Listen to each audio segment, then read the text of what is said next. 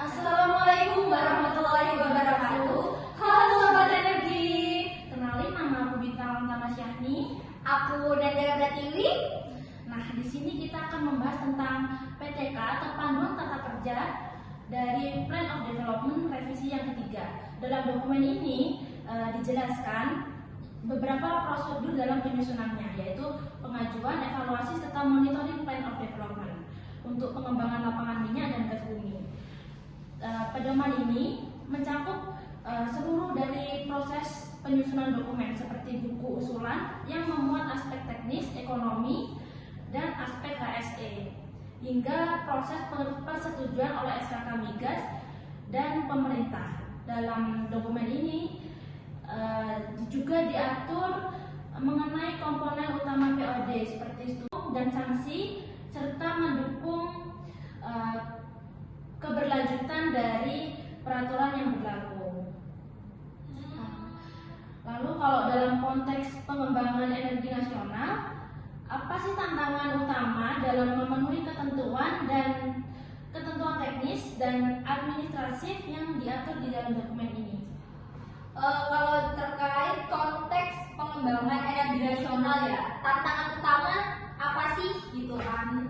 Dalam konteks pengembangan energi nasional ini, tantangan utamanya tuh memenuhi ketentuan teknis dan administratif yang diatur dalam dokumen ini itu meliputi seperti standar teknis prosedur dokumen ini. Kayak dokumen ini tuh menuntut penggunaan metodologi perhitungan yang sempat kompleks seperti forecast, perhitungan produksi dan recovery factor kayak gitu loh, serta mekanisme driving reservoir gitu. Jadi membutuhkan kompetensi tinggi dalam tim teknis untuk memadai akurasi dan kepatuhan terkait standar ketat. Juga yang kedua, pengelolaan data dan dokumen yang menyeluruh data ini harus dilakukan pengelolaan data ini. Penyusunan POD memerlukan data yang lengkap dan akurat yang harus diperbarui seiring perkembangan lapangan. Terusan ada kepatuhan terhadap regulasi yang beragam dan berubah-ubah. Dokumen ini juga mengacu pada berbagai regulasi perundang-undangan dan peraturan menteri maupun peraturan presiden. Dengan hal itu kita diharapkan dapat meningkatkan kompleksitas hukum dan regulasi yang memerlukan pemantauan reguler dan menyesuaikan praktik di lapangan yang agar tetap sesuai. Dan yang selanjutnya ini pengelolaan sumber daya manusia dan infrastruktur dan perubahan data dan adaptasi terhadap situasi yang dinamis. Jadi ketika ada perubahan data selama pengembangan harus dilakukan monitoring yang efektif dan dilakukan penyesuaian pada POD-nya sehingga pengembangan bisa berjalan lancar sesuai dinamika pasar dan kondisi lapangannya. Jadi secara keseluruhan tantangan utama ini adalah menyelaraskan kepatuhan terhadap ketentuan teknisnya sehingga pengembangan ini bisa berjalan lancar dan sesuai dengan dinamika yang terjadi dan pada kondisi yang lapangan yang terkini. Itu Bintang.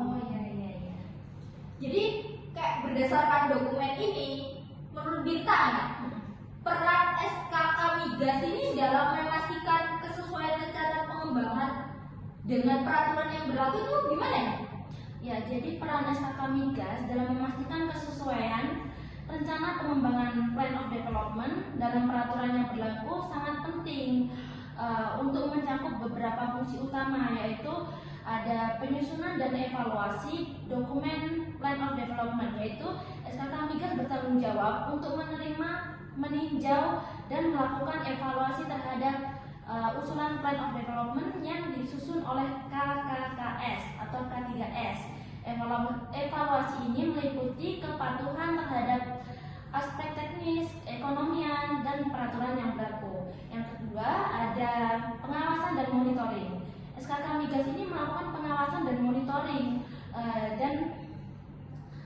untuk pengembangan dan perubahan data selama proses pengembangan lapangannya, termasuk monitoring terhadap aspek teknis, lingkungan, sosial, dan administratif.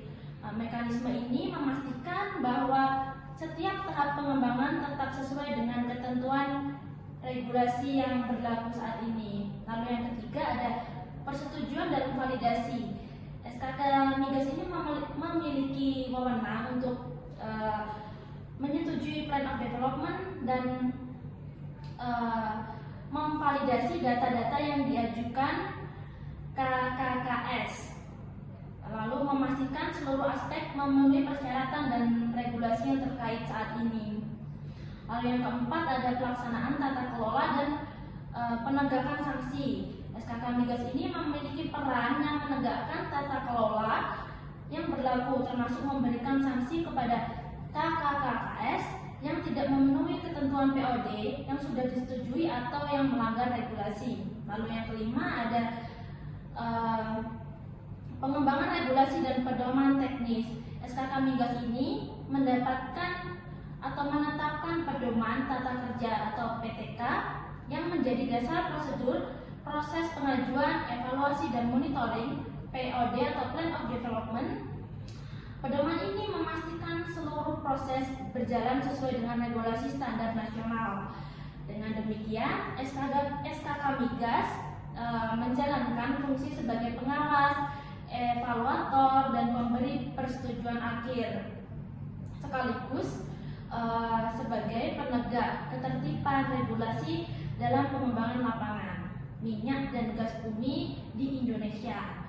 Nah, peran ini memastikan bahwa seluruh rencana pengembangan tidak hanya optimal secara teknis dan ekonomi, tetapi juga sesuai dengan kerangka hukum dan peraturan yang berlaku saat ini. Wah, keren ya SKK Migas ya, benar-benar dia itu sebagai apa tadi?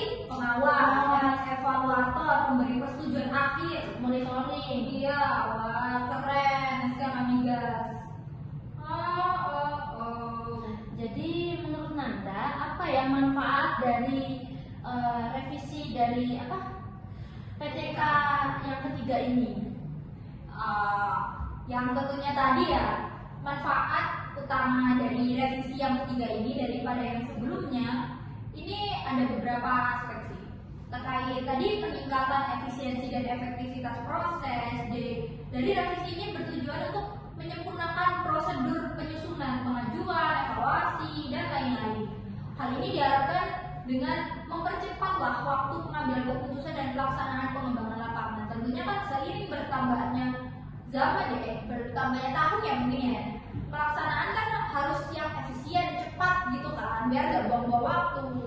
Terusan yang keduanya adalah penyusunan dengan perkembangan regulasi dan kebijakan terbaru.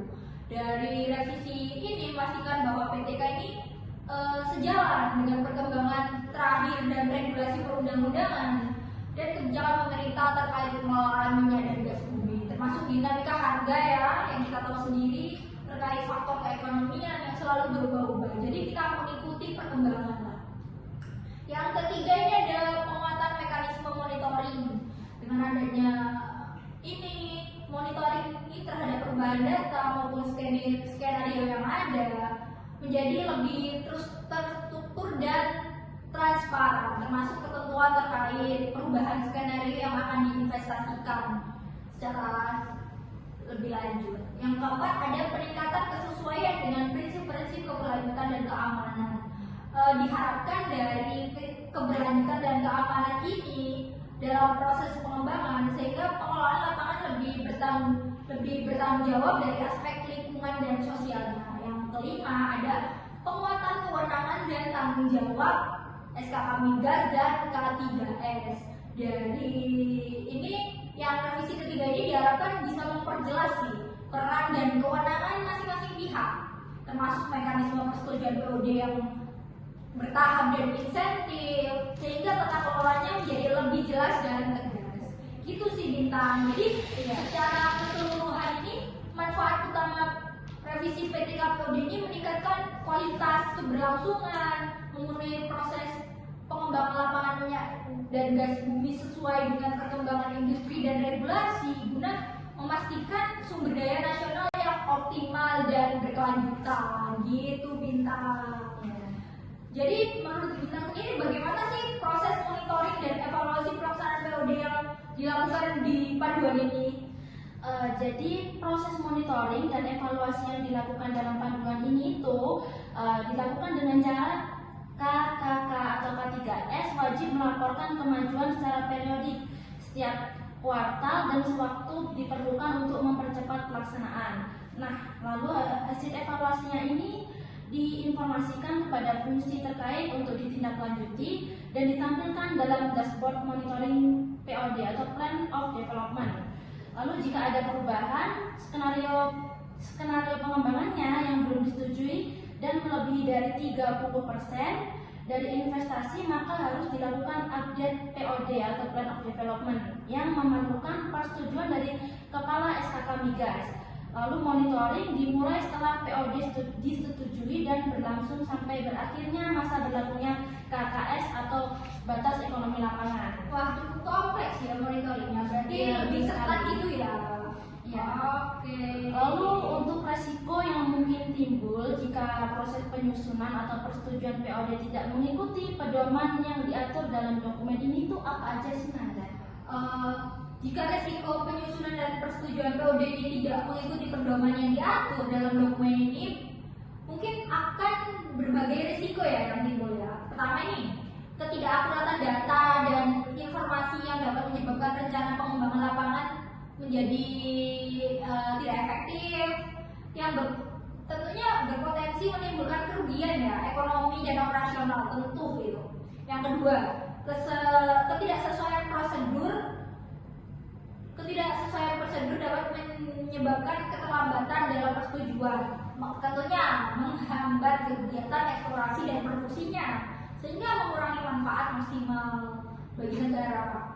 Yang ketiga, resiko hukumnya dan administrasi meningkat jika perubahan skenario dan investasi dilakukan tanpa persetujuan yang sesuai dan mengakibatkan sanksi hukum.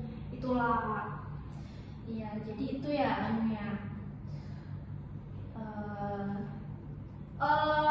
Bin, aku mau tanya juga nih, gimana ya aspek apa yang harus diperhatikan dalam penyusunan POD-nya agar biar apa ya mendukung pengembangan sumber daya secara optimal dan berkelanjutan gitu. Kalau dalam penyusunan POD ini, aspek yang perlu lebih diperhatikan itu adalah kelengkapan data dan akurasi datanya dari data geofisika, data geologi, data petrofisika dan reservoirnya untuk memastikan penilaian sumber daya yang tepat. Menurut Bintang, dokumen ini kan tentunya juga mengatur terkait aspek tenaga kerja ya. Tenaga kerja kan cukup tricky ya, khususnya dalam hal prioritas tenaga kerja domestik dan pemanfaatan tenaga kerja setempat. Itu gimana sih Bi dalam dokumen ini? Ya, jadi dalam dokumen ini itu mengatur tentang tenaga kerjanya diutamakan dari warga negara Indonesia dengan memperhatikan pemanfaatan tenaga kerja setempat sesuai dengan standar kompetensi yang berlaku. K3S diwajibkan untuk mengoptimalkan penggunaan barang dan jasa dalam negeri serta memprioritaskan tenaga kerja lokal dalam pengembangan lapangan. Hal ini itu bertujuan untuk meningkatkan manfaat ekonomi dan sosial di wilayah operasionalnya serta mendukung kebijakan nasional terkait pengembangan sumber daya yang ada di sekitar pengembangan lapangan tersebut. Jadi agar ikut mensejahterakan dari tenaga kerja yang ada di sekitar development-nya. Jadi diutamakan anak-anak daerah gitu. Oh jadi mungkin ini juga janji presiden juga ya, 19 juta lapangan pekerjaan ya mungkin ya. Oh oke sih, soalnya memang kalau nggak dari tenaga kerja Indonesia sendiri kan ya gimana ya, kan itu punyanya Indonesia gitu loh. Kalau nggak rakyatnya sendiri yang dapat manfaatnya itu kan kayak gimana ya? Ya apalagi masyarakat yang berada di sekitar pengembangan lapangan tersebut sih. Iya sih. Lalu kalau dalam dokumen ini, bagaimana sih proses penentuan asumsi harga minyak dan gas bumi untuk mempengaruhi perencanaan ekonomi dari Plan of Development itu sendiri? Dari penentuan asumsi harga minyak dan gas bumi ini gas bumi dalam mempengaruhi perencanaan ekonomi dari POD sendiri ini, proses penentuan asumsi harga minyak bumi atau kondensat dan gas bumi ini memiliki pengaruh yang signifikan terhadap perencanaan ekonomi dan POD ya. Asumsi harga tersebut yang didasarkan pada forecast atau prediksi yang ditentukan oleh SKK Migas digunakan sebagai dasar dalam analisis keekonomian proyek. Terusan harga minyak dan gas yang dianggap wajar dan realistis akan mempengaruhi estimasi pendapatan, profitnya, terusan kalkulasi kelayakan finansial proyeknya, dan selain itu asumsi ini juga menjadi acuan dalam perhitungan profil perusahaan pemerintah, sensitivitas ekonominya, cash flow in kontraktornya. Juga jika asumsi harganya berubah, maka estimasi biaya pendapatannya dan profit proyeknya ini akan disesuaikan juga, sehingga mempengaruhi lah pengambilan keputusan ini terkait skenario pengembangan yang optimal dan berkelanjutan secara ekonomi gitu, ya, jadi gitu ya buat asumsi harga minyak dan gas bumi. Iya. Wah, nggak kerasa nih ya, kita udah lama banget ya, kita sampai di penghujung acara. Oke deh, kalau gitu kita akhiri aja ya terkait pembahasan terkait pedoman tata kerja dari revisi yang ketiga dari Plan of Development. Dan semoga podcast ini bermanfaat untuk mungkin yang sedang memahami terkait PTK-nya ya, PTK revisi 3 ini. Oke, sekian itu dari aku dan dari aku Bintang ya. Assalamualaikum warahmatullahi wabarakatuh. Dadah. Terima kasih. Terima kasih.